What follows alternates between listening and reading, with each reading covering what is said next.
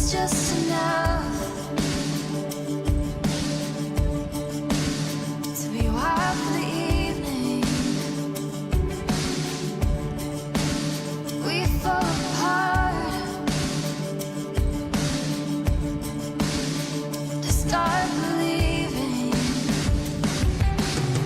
I know this feeling drips down my body in the sun. This is the real thing, and I am overcome.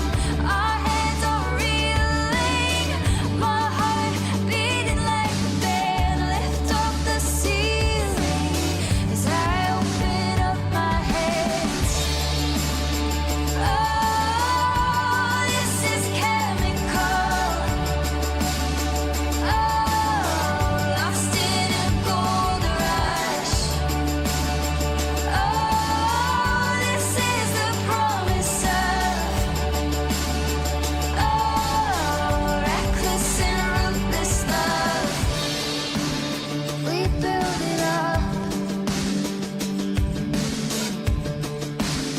with songs of broken, caught in the rough between us in a moment. I know this fire reaches the corners of my truth. Oh, I am lighter when I'm reflecting you. Tonight I'm all in. I trade my past for something new. I'll let it reach me to see what this can do. Moving, moving, moving. It's moving, moving, moving. Moving, moving, moving. Going moving, moving, moving. Going moving, moving, moving. Moving, moving, moving.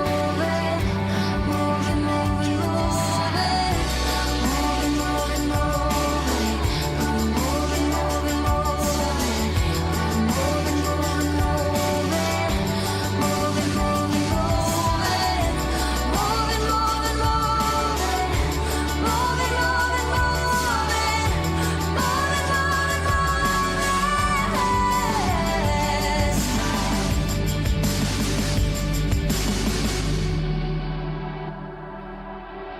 I know this feeling drips down my body in the sun. This is the real thing, and I am overcome.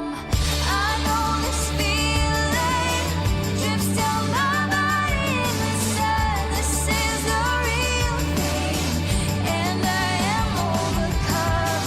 Our hands are reeling, my heart beating like the band. Lift up the ceiling as I open up my hands.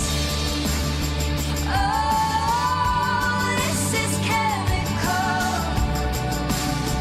Oh, caught in a gold rush. Oh, this is the promise of reckless and ruthless love.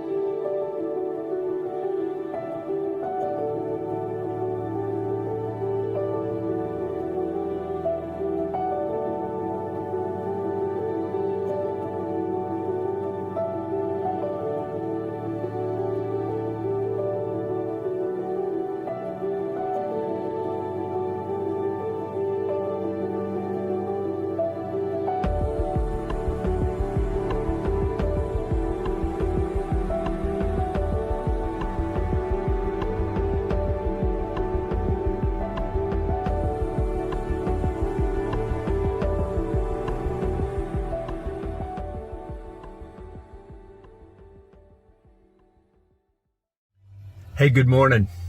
I don't know whether you know where I am, but let me just show you. Right here, I'm sitting here right before the morning services today, and I'm just kind of getting my heart right for the day. And this is Monday morning for you. Think about this Monday morning. I've been reading the scriptures. Man, it's powerful to think about what's happening today, and then the scriptures of yesterday and how powerful they are in our life. And what I want you to do is I want you to think with me about Ezekiel. Many of you know, and this is our daily encouragement. We're trying to just encourage people every day. And so you know that, I know that. We take it from the one-year Bible. But a lot of times when you're reading the one-year Bible, you think, what in the world's happening here? Why are we getting all this doom and gloom? And I was thinking, God gave Ezekiel the task to only tell the bad news. And if you just read Ezekiel, you'll say, man, God is an angry God. He's a tough God. But when you read what Ezekiel's saying, you begin to understand these people were sacrificing their kids to altars, to different gods, and God just had to do something to shake it up. And Ezekiel had what we call the bad news. I'm so glad that I don't live in Ezekiel's time. What I'm glad is that I live in a time where I get to share the good news. And in verse 18 of Hebrews in this week's reading, it says this: "This new covenant I will make with my people on this day, says the Lord. I will put my laws in their heart, and I will write them on their minds." I just am reminded today that God has given us a new covenant. The new covenant is through Jesus Christ. And we don't get what we deserve. We actually are able to have grace, amazing grace. And while Ezekiel was telling the bad news, Jesus came to give us good news. And that's what we are. That's why no matter what happens in this world today, you and I are bearers of good news. We can go into our work today. We can go into our family. We can share. Here's the great news. It's the great news of the grace of Jesus Christ. No matter what happens in the world, no matter who wins in politics, no matter what laws pass or don't pass, here's the great news today. You and I are under the grace of Jesus Christ. I like what the Psalm says in Psalms 108. He says, "I put my trust in you, O Lord. I put my trust in you." Now today, as you and I are facing all of the issues, we can ask ourselves some questions. Why? Why does God allow certain things to happen, other things not to happen? Why does God allow one to win an election and another not to win an election? Or does God really intervene in our choices of everyday life? We have so many questions that we really don't have the answer to. And if we focus on those questions, we never get to the right answer. There is one question we can answer, and that is what? Lord, what is it that you want me to do? In just a few minutes, I'm going to be preaching from James chapter 1. And we're in this series called There For You.